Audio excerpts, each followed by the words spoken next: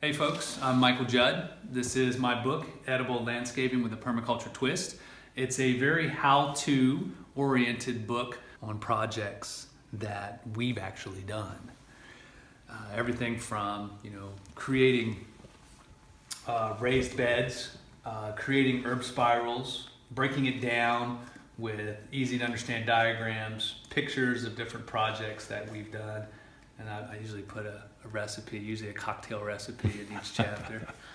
Harvesting rainwater, building rain gardens, a chapter on growing fungi, mycelium outdoors, shiitakes, oysters, working with the garden giant, Stropharia, which is a land terrestrial-based mushroom that really improves the health of all your soil as well as growing delicious, tasty mushrooms.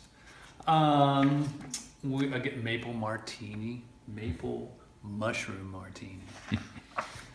Food forest design, kind of simplifying a dynamic concept into a patch, something you could do in your backyard, don't need a lot of space for.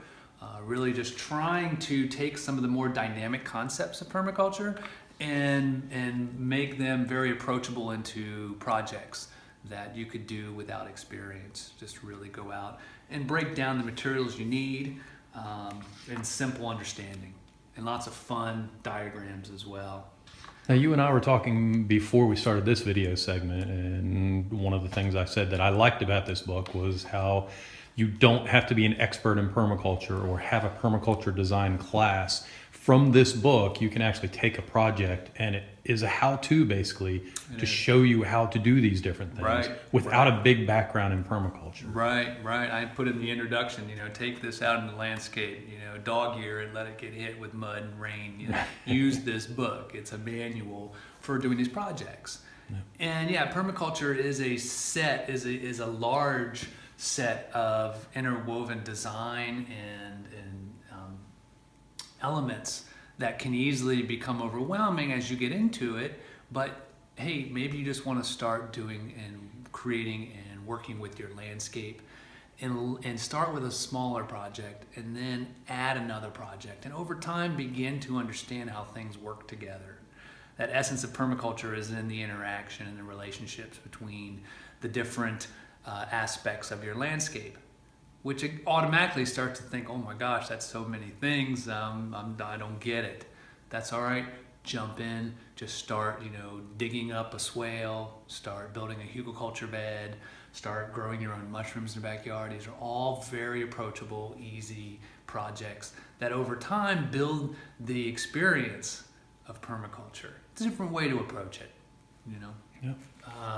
So uncommon fruits, again, pawpaws, persimmons, elderberries, goumis, jujube trees, hardy kiwi, a lot of the intermixed species that fix nitrogen, black currants. I mean, a lot of the things that mulberries, grafted mulberries, different fruits that are easy to grow, delicious, nutritious, and often medicinal. I put a chapter in there on my experiences and my love of growing them. Talk about cider apples and peri pears. Goumi is one of my favorites. Sea buckthorn, sea berry. And then just how I've intermixed those into some landscapes, even in like urban restaurants. How do we also make this concept of permaculture and stacked functions look good?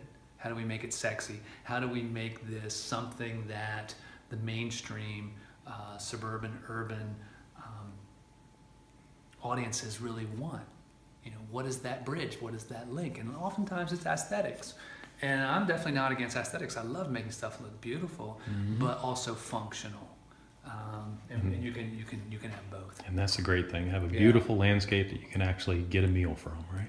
Yeah. Or a dessert from. Have your yard and eat it too.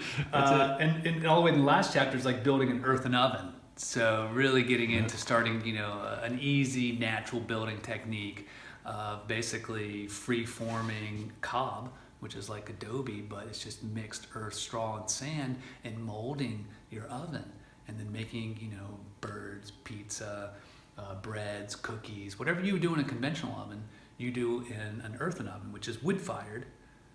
And then you take the fire out and you put your food in, and it tastes 10 times more amazing than anything out of your regular oven. And there's the elements of fire and community that come together. So the book is a lot of fun as well. It's easy, fun, and colorful, and very how-to. So Edible Landscaping with a Permaculture Twist. Where can people find that book? The book is available at the ever-present Amazon.com. So online is probably your best bet for finding it, unless you get to see me at some conference or talk, or come out to one of our workshops, and I'll sign it for you.